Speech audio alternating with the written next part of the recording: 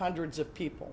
We utilize the defense bar because they have to represent the defendant, but it is really our motion to begin the process. We think this is right. We think this is what, I know this is what our duty is. It's to seek justice, not just convictions, to right wrongs, and that's what we're doing. You know, our civil rights prosecutors with the police shootings that have been occurring have been busier than ever, and yet they have doggedly pursued these cases.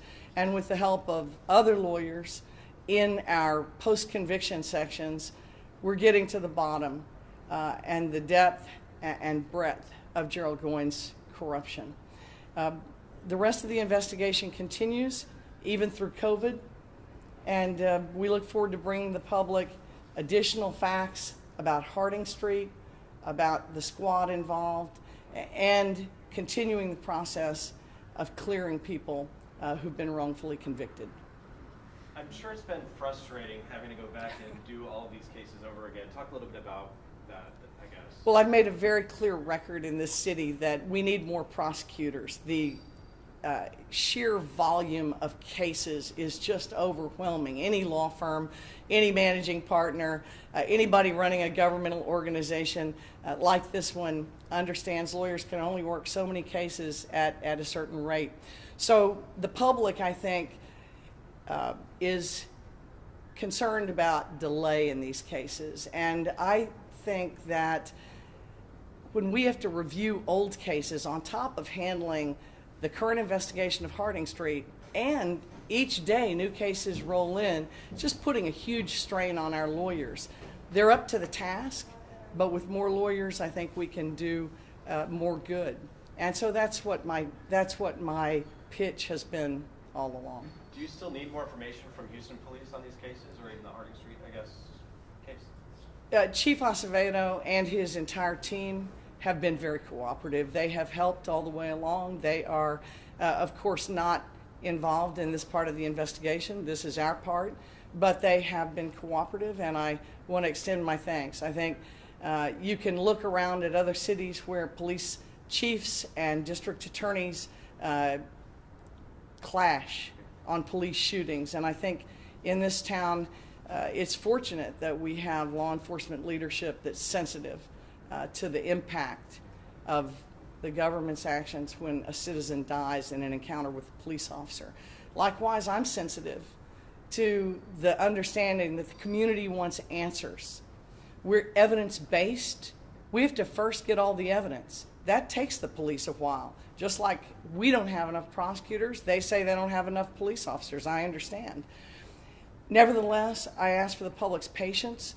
It takes a long time to get to the truth sometimes, but we promise a thorough job.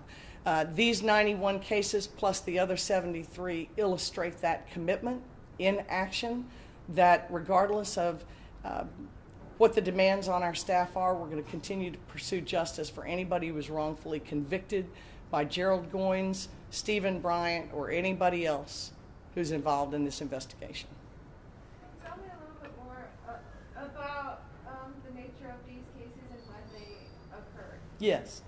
So these are cases based on search warrants where a police officer worked sometimes with a confidential informant to develop information about a location and perhaps people in it who were selling drugs. These are all drug cases. They are all search warrant cases. A disturbing fact is that almost all of the individuals who were convicted are African American. Those who aren't are Latino.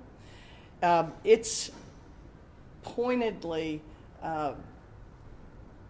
aimed at a specific type of individual location. Many of them are located, many of the locations of these search warrants were inner city.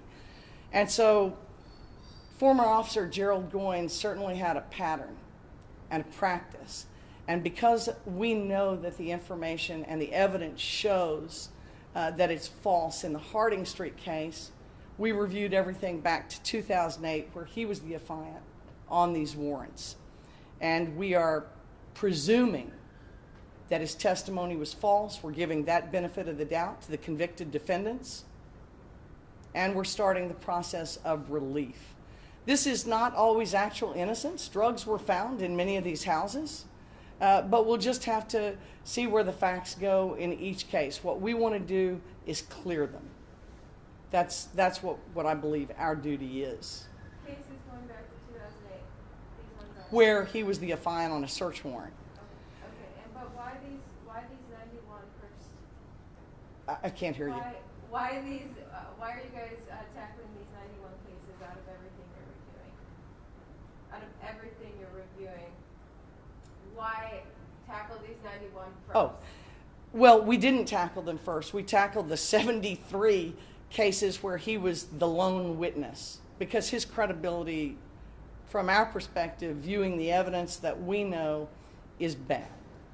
And so we've given them the benefit of the doubt. We've asked for lawyers to be appointed, and that's been happening. And in fact, we're sending cases to the Court of Criminal Appeals now. But the search warrant cases were simply the second tier of review. That's an additional 91 cases. So I'm excited that we're progressing logically. We're progressing in a I think at a reasonable pace, given that we're moving forward at the same time that we're looking backwards. And I think most importantly, the community needs to understand that we can't tolerate police corruption, not at any level. We can't tolerate corruption in government. And our duty is to investigate those cases independently and to present them to the community through a grand jury and later a jury. And in these cases, innocence, we can't control it. I can't just declare them innocent or not guilty or dismiss their cases. There's a legal process, and that's what we're going through, and it just takes time. But our system of justice does work. What, I have three questions, sorry. What are the costs going to be for dropping all of these cases, the time that the prosecutors, to work on them?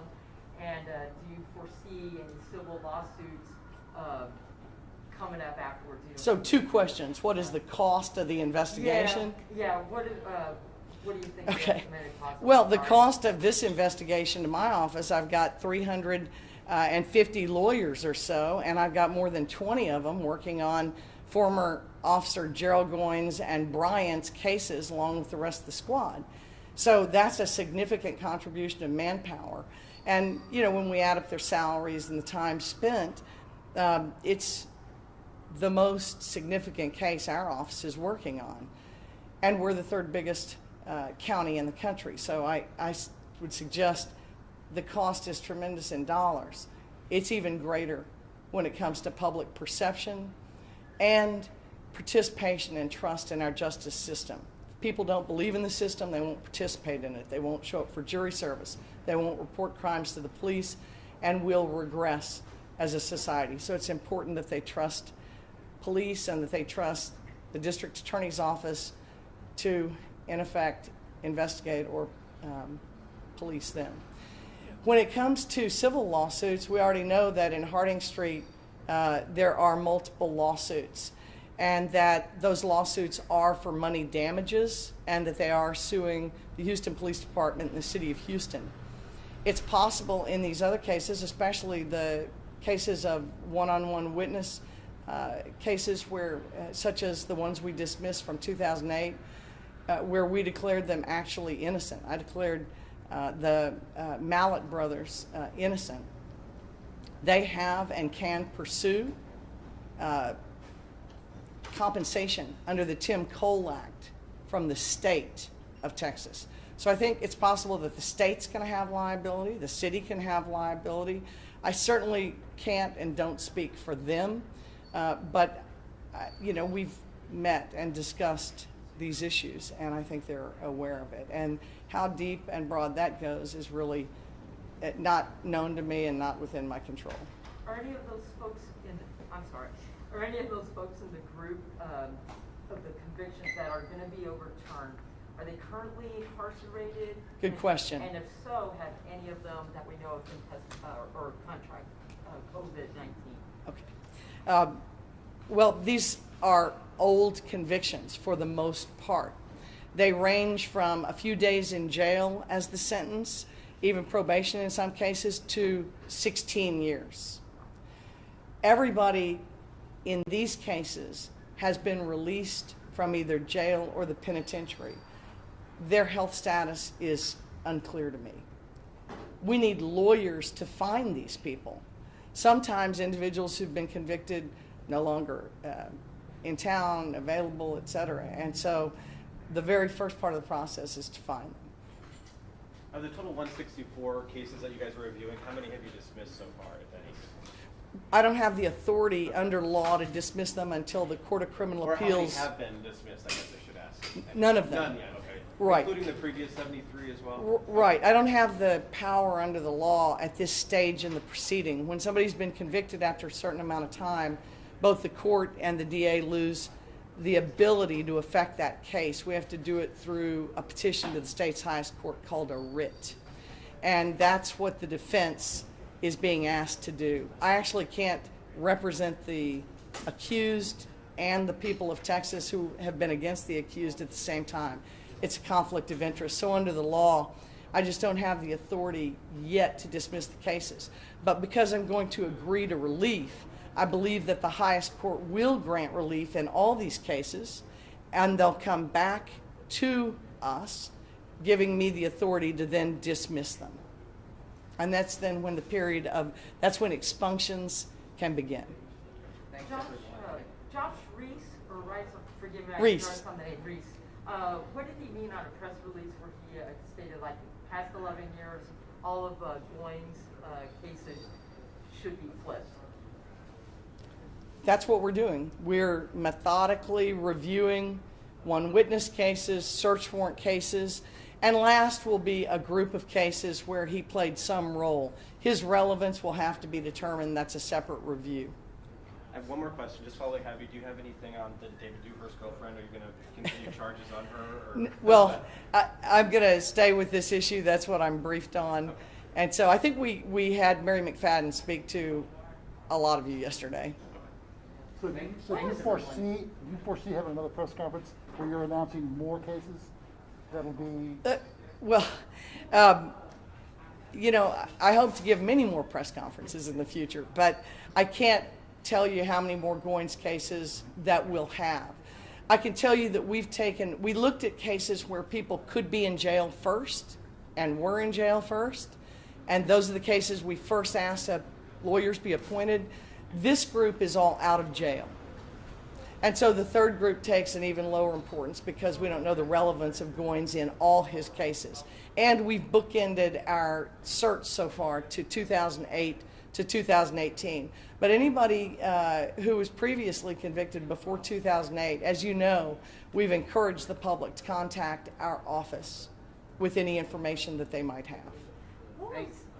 What was the gain for Goines? I mean, I'm trying to...